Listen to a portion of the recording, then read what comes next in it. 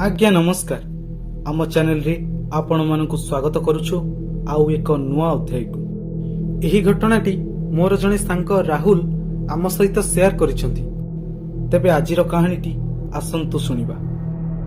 गोटिए train तार निर्धारित समय ठारू बहुत डेरी रे चलुथिला।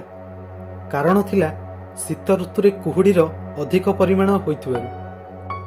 ता परे भी रात्रि समय रे ट्रेन रे थिबा राहुल रो मामू जे कि सही ट्रेन रो लोको पायलट थिले कि तांको पुणी आउ थरे ट्रेन को रोकिबार सिग्नल मिलिथिला।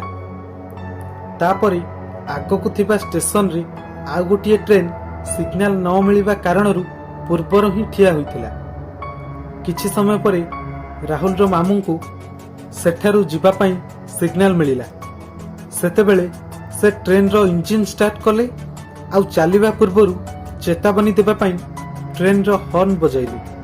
काहेकि ना जदि केही भी ट्रेन रो ट्रैक पाखरे बा ट्रैक ऊपर थाए तेबे से सेठारू चली जाओ। 3 थर हॉर्न देला परे से आगकु बास गाड़ी नेबाकु जाउथिले तो तांकर लक्ष्य आगरे ट्रैक ऊपर पड़िला। जेउठी कि से देखिले कि ट्रेन रो ट्रैक ऊपर केही जणे बसिची बोली आउ कुहुडी थिबारु किछि परिष्कार भी देखा जाउ नथिला। किंतु ट्रेन रो लाइट रे जना पड़ुथिला जे किए तो जणे अछि जे कि धळा शर्ट पिंधी ट्रैक ऊपर बसिची। राहुल रो मामू सेठी ताकू देखिकी आश्चर्य होइथिले। काहेकि ना ताकू ए पर्यंत ट्रेन रो हॉर्न सुनिबा परे ट्रैक रु हटि जिबार थिला। किंतु से निज जगारू टिके भी घुंचु नथिला। जेमिति कि ता कान को किछि भी सुबु नथिला। राहुल रो मामू ट्रेन रो झरका पाखरु ताकू चिल्लेकी कहले, अरे भाई तमो कोन ट्रेन रो हॉर्न सुबुनी, पाखे जाओ से ट्रैक रु। किंतु तांकर बारंबार कहिला परे भी से सेठारू टिकिए भी हलु नथिले। एबे राहुल रो मामू को बहुत राग आसिला। से मने मने भाबुथिले, अरे केमितिका लोक ये एते जोर रे हॉर्न रो शब्द रे भी ताकू किछि फरक पड़लानी। से एही कथा को भाबी भाबी ट्रेन रु तळकु ओलेइले आउ से ता आडकु चलिले। जेबे राहुल रो मामू ता पाखरे पहुंचिले तो तांको जणा पड़िला कि से जणे 17-18 वर्षर पिला। राहुल रो मामू पुणी से पिलाटी को कहिले, तते कोन मरिबा पई हमरी ट्रेन मिलिथिला। एतिकी कही राहुल रो मामू आगको बढ़ुथिले कि सही पिलाटी पूरा पूरी ठिया होई गला। सही पिलाटी को ठिया होइथिबा देखि राहुल रो मामू अटकी गले। राहुल रो मामू एबे ताको गाली करुथिले कि सही पिलाटी अजब प्रकारे चालिकी तांको आडको माड़ी आसिला। पूर्वरु तो से पिलाटी निज मुंड नुआई तांको आडको आसुथिला। जेबे से तांको पाखरे पहुंचिला तापरे से तार मुंड को ऊपर को टेकिला तो सर्वप्रथमे तार लक्ष्य राहुल रो मामू को बेक ऊपर पड़िला।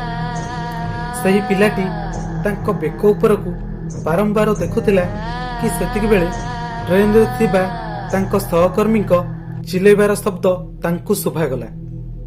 जेतेबेले से पछको अनै देखिले तो देखिले कि तांको सहकर्मी तांको तुरंत ट्रेन को फेरिकी आसीबाकू कहउचंती। ता सहित से बहुत डरिला परी लागुथिले। राहुल रो मामू बुझी पारु नथिले कि अचानक तांको सहित कोन होई गला।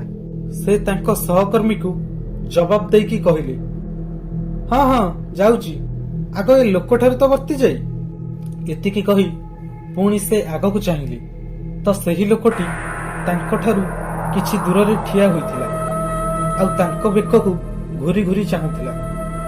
राहुल रो मामू को राग ए पर्यंत शांत होई नथिला। किंतु आगरो ही तांकर बहुत डेरी हो जाइथिला आउ एबे से आहुरी डेरी करबाकू चाहू नथिले। तापरे से ट्रेन रो इंजिन रे पहुंची गली।